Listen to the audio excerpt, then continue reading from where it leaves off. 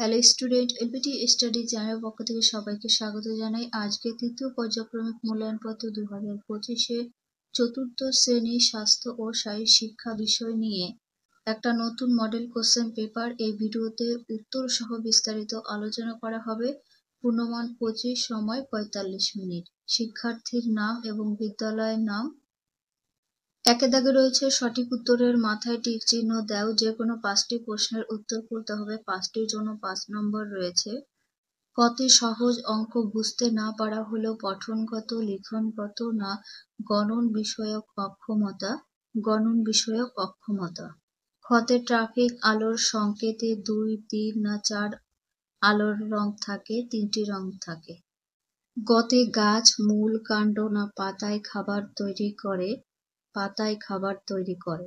ঘ নম্বরে সোনা ব্যাঙ আর পতঙ্গের লড়াই খেলায় 6, 7 না 8 মিটার ব্যাসের একটি বৃত্ত আঁকতে হবে। 6 মিটার ব্যাসের একটি বৃত্ত আঁকতে হবে। কুমুতে মোবাইল ফোনে কথা বলতে বলতে হাঁটা আরামদায়ক, বিপজ্জনক না স্বাস্থ্যকর? বিপজ্জনক। চতে শিশু সংসদের কার্যকাল 1, 2, 3 বছরের হওয়া উচিত? 1 বছরের হওয়া উচিত। ছতে বাল্যবিবাহ একটি ক্ষতিকর ও বেআইনি, লাভজনক ও আইন প্রথা? ক্ষতিকর, বেআইনি। 2 দাগে শূন্যস্থান পূরণ করো। 5টির জন্য 5 নম্বর রয়েছে। 2 এর খতে নোংরা ও জঞ্জাল ফেলার জন্য ডাস্টবিন ব্যবহার করতে হবে। খতে মোটর সাইকেল চালানোর সময় মাথায় হেলমেট পরা উচিত? পরা কথাটা এখানে হবে। গ নম্বরে মিড ডে মিলের সাথে যুক্ত সবাইকে দিয়ে সাবান দিয়ে হাত ধুতে হবে। ঘ নম্বরে শিশু দেরিতে কথা বলতে শেখা হলো ভাষা। কুমুতে পথ নিরাপত্তা স্লোগানটি হলো সেফ ড্রাইভ, সেফ লাইফ। 3 দাগে সঠিক উত্তরের পাশে সত্য ও ভুল উত্তরের পাশে মিথ্যা লেখো। এখানে 5টির জন্য 5 নাম্বার। 3 এর কতে ভারতের গ্রামাঞ্চলে 15.7% মানুষ শ্বাসনালী ও ফুসফুসের অসুখে ভোগে। এ কথাটা মিথ্যা হবে। খতে জেব্রা ক্রসিং দিয়ে রাস্তা পার হতে হয়, এটা সত্য। গ নম্বরে হাত ধোয়ার মোট 4টি পদ্ধতি আছে, এটা মিথ্যা হবে।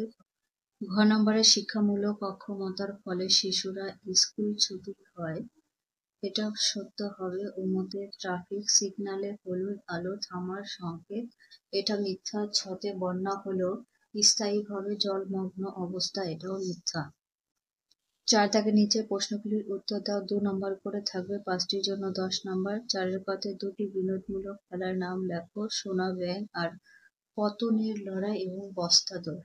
খ দাগে বন্যা হলে কোন 2টি জিনিস একেবারেই পড়বে না? বন্যার জল ভেঙে কোথাও যাওয়া যাবে না। ভেজা বৈদ্যুতিক সরঞ্জাম স্পর্শ করা যাবে না। গ নম্বরে প্রাতিষ্ঠানিক শাস্তি শিশুদের উপর কি কি প্রভাব ফেলে? এতে শিশুর শারীরিক ও মানসিক দিক দিয়ে আহত হতে পারে।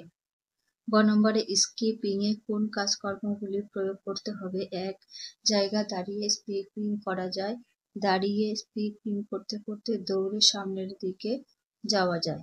উমতে তোমার বিদ্যালয়কে পরিষ্কার ও পরিচ্ছন্ন রাখতে তুমি কি কি পদক্ষেপ গ্রহণ করবে? 1 প্রচুর গাছ লাগাতে হবে। আবর্জনা ডাস্টবিনে ফেলতে হবে। যেখানে সেখানে থুতু ফেলা যাবে না, এখানে যেখানে হবে। 6 নম্বরে শিশুদের লিখনগত অক্ষমতার 2টি বৈশিষ্ট্য লেখো। হাতের লেখার সমস্যা এবং বানানের ভুল হতে পারে।